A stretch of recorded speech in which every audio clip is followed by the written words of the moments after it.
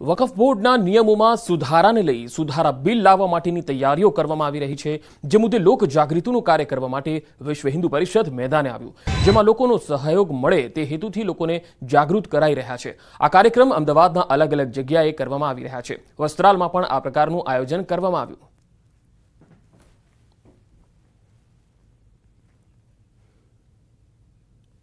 અમદાવાદ શહેરનું વધુ એક મોટી ભેટ મળવા જઈ રહી છે। શહેરની રોનકમાં વધુ વધારો કરવા માટે આઇકોનિક રોડ બનાવવામાં આવશે। અંદાજિત 350 કરોડના ખર્ચે 7 ઝોનમાં એક આઇકોનિક રોડ બનાવવામાં આવશે। આ આઇકોનિક રોડની ખાતમુહૂર્ત પીએમ નરેન્દ્ર મોદીના હસ્તે કરવામાં આવશે। જીએમડીસી ગ્રાઉન્ડ ખાતે પીએમ મોદીના અભિવાદન સમારોહ દરમિયાન આ લોકાર્પણ અને ખાતમુહૂર્ત કરવામાં આવશે। દેશના માનનીય વડાપ્રધાન આદરણીય નરેન્દ્રભાઈ મોદી સાહેબ ત્રીજી વાર વડાપ્રધાન બન્યા બાદ જ્યારે ગુજરાતમાં અને અમદાવાદમાં આવી રહ્યા છે, ત્યારે આ મહાનગરને અનેક આપણે વાત કરીએ કે 7 જેટલા જે વિવિધ રોડો છે, આઇકોનિક રોડો છે, એની ભેટ સોગાદ આપવાના છે। 400 કરોડ જેટલી કિંમતના જે આ રોડો બનવા જઈ રહ્યા છે। પ્રધાનમંત્રી નરેન્દ્ર મોદી ગુજરાતની મુલાકાત પહેલા આજ વહીવટીતંત્રની તડામાર તૈયારીઓને છે આખરી ઓપ અહીં આપવામાં આવી રહ્યો છે। પ્રધાનમંત્રી તરીકે નરેન્દ્ર મોદી ત્રીજો કાર્યકાળ કરી રહ્યા છે, ત્યારે તેમની પહેલી આ ગુજરાત મુલાકાત છે તે યાદગાર બને તેને લઈને ભારતીય જનતા પાર્ટી અને ગુજરાત સરકાર દ્વારા પણ વિશેષ કાર્યક્રમો છે તે આયોજિત કરવામાં આવે છે। ત્યારે અમદાવાદ મહાનગરપાલિકા દ્વારા પણ અલગ વિકાસ કામો છે તે નરેન્દ્ર મોદીના હસ્તે તેનું લોકાર્પણ અને ખાતમુહૂર્ત થાય તે પ્રકારનું આયોજન કરાયું છે। ખાસ કરીને 7 આઇકોનિક રોડ જે બનવા જઈ રહ્યા છે 350 કરોડના ખર્ચે, તેના ખાતમુહૂર્ત છે પ્રધાનમંત્રી નરેન્દ્ર મોદી છે અહીં કરશે। એટલે કહી શકાય કે અમદાવાદીઓને વધુ એક વિકાસલક્ષી ભેટ છે એ પ્રધાનમંત્રી નરેન્દ્ર મોદીના હાથે અહીં આપવામાં આવશે। ખાસ કરીને 15મી તારીખે તેઓ અહીં પહોંચવાના છે। 16મી અને 17મીએ સવારે ભુવનેશ્વર માટે અમદાવાદ એરપોર્ટથી તેઓ રવાના થશે। પરંતુ ચોક્કસ અલગ અલગ જે કાર્યક્રમો છે પ્રધાનમંત્રી નરેન્દ્ર મોદીમાં, તેની અંદર અનેક વિકાસલક્ષી જે કામો છે તેના ખાતમુહૂર્ત અને જે લોકાર્પણો છે એ નરેન્દ્ર મોદીના હસ્તે અહીં કરવામાં આવશે। કેમેરામેન અમિત શર્મા સાથે પ્રણવ પટેલ, ન્યૂઝ 18 અમદાવાદ। અમદાવાદ શહેરમાં ધૂળની ડમરીઓ અને ધુમ્મસભર્યા વાતાવરણથી હોસ્પિટલમાં શ્વાસની બીમારીના કેસ વધ્યા છે। વરસાદ બાદ અમદાવાદ શહેરના રોડ રસ્તાની હાલત ખૂબ જ ખરાબ છે। તંત્રનું કહેવું છે કે લગભગ 80% રોડ સમારકામનું કામ પૂરું થઈ ગયું છે, પરંતુ રોડ પર ધૂળની ડમરી અને રચકણોથી અમદાવાદ ધૂળિયું બની રહ્યું છે। અનેક વિસ્તારોમાં હજુ પણ ખાડા છે। અમદાવાદ શહેરમાં વરસાદ બાદ શહેરીજનોને શ્વાસ સંબંધી સમસ્યાઓ પણ સતાવી રહી છે। બોપલમાં પણ અનેક વિસ્તારોમાં ખાડા છે। નોર્થ બોપલ ડીપીએસ રોડ પર પણ અનેક લોકો ખાડાથી કંટાળેલા છે।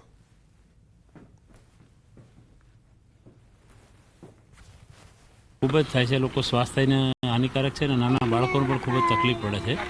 અને સોસાયટીમાં તો કેસ તો ઠીક છે, તાવના થોડા પ્રોબ્લેમ છે મચ્છરને હિસાબે અમુક, પણ ધૂળની ડમરીના કારણે સ્વાસ્થ્યને ખૂબ જ હાનિકારક થાય છે। અમદાવાદ શહેરમાં સરકારી અને ખાનગી હોસ્પિટલોમાં લોકો કમરના દુખાવા અને શ્વાસની બીમારીની ફરિયાદ લઈ મોટી સંખ્યામાં આવી રહ્યા છે। આ અંગે પલ્મોનોલોજિસ્ટે કહ્યું કે જર્જરિત રોડ રસ્તાને કારણે ધૂળની ડમરીની અસર હવામાં થઈ રહી છે, જેના કારણે લોકોને એલર્જી સાથે શ્વાસની બીમારી થઈ રહી છે। જ્યારે રોજની ઓપીડી અમે લોકો લગભગ 20 થી 25 પેશન્ટો જોતા હોઈએ છીએ, એમાંથી શ્વાસ સંબંધિત કેસીસમાં 10 થી 15 કેસીસ હોતા હોય છે। ધૂળના રજકરણોને એ જવાબદાર છે, કારણ કે ધૂળિયું વાતાવરણ થાય કે અત્યારે આપણે જોઈએ છીએ કે રસ્તાઓ પર ડામરને છૂટા પડી જાય, એના કારણે ધૂળને બધું જોવા મળશે। ખાડાના કારણે ધૂળને ઉછળતી હોય, એના કારણે પણ તકલીફ થઈ શકે। લોકો હવે રોડ રસ્તાની ખરાબ પરિસ્થિતિને કારણે ત્રાહિમામ પોકારી ગયા છે। અમદાવાદની ધૂળ અમદાવાદીઓને જ બીમારી આપી રહી છે। ગુજરાતમાં છેલ્લા 10 દિવસમાં 108ને તાવ, શરદી, ખાંસી સાથે શ્વાસ સંબંધિત કોલ પણ આવી રહ્યા છે। બીજી તરફ લોકો ધૂળની ડમરીથી કોર્પોરેશનના કામ પર સવાલ ઉઠાવી રહ્યા છે। શહેરમાં છેલ્લા 10 દિવસમાં શ્વાસ સંબંધિત રોજના 1066 કોલ મળ્યા। સમગ્ર ગુજરાતમાં 3778 શ્વાસ લેવામાં તકલીફ પડે તેવા કેસ ઓન રેકોર્ડ છે।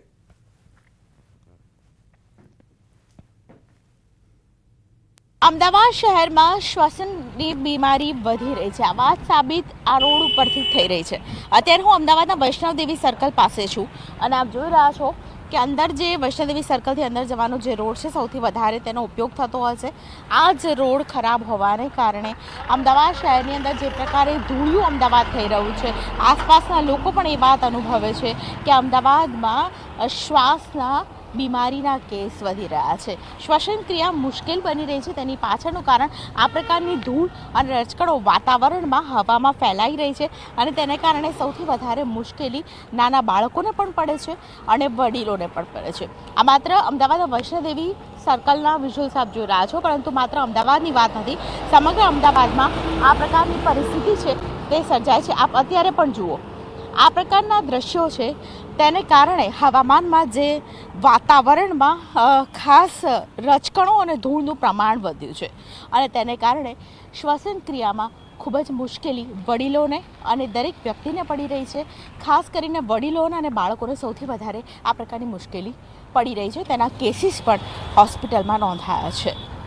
કેમેરામેન ખેંગા રાઠોડ સાથે દીપિકા કુમાર, ન્યૂઝ 18 ગુજરાતી, અમદાવાદ.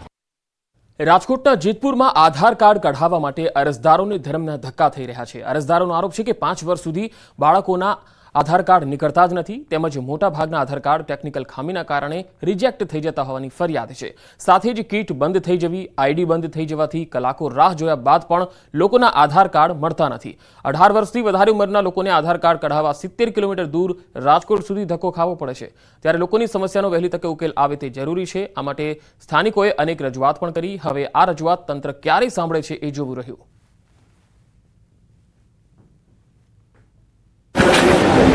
આધાર કાર્ડ માટે જેમ કે અહીંયા કામગીરી ચાલુ છે, પણ જે ખાલી નામની કામગીરી હોય ને એવું લાગી રહ્યું છે.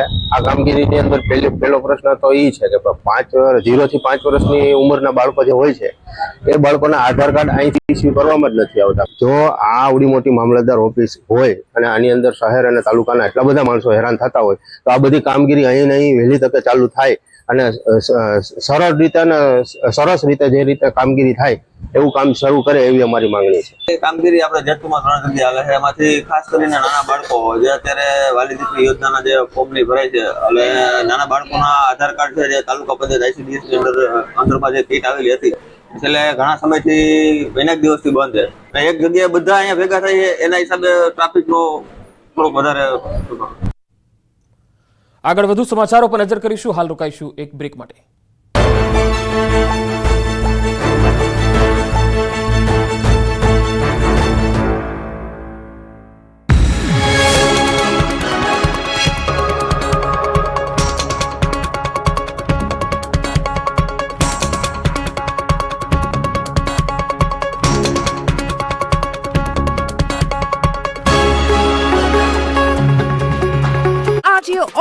મધ્યપ્રદેશના છત્તરપુરમાં ફસાયેલા લોકોનું રેસ્ક્યુ. ધારાસભ્ય કામાખ્યા પ્રતાપસિંહની હાજરીમાં 18 લોકોનું રેસ્ક્યુ. 15 કલાક સુધી પાણીના ધસમસતા પ્રવાહ વચ્ચે ફસાયા હતા 18 લોકો.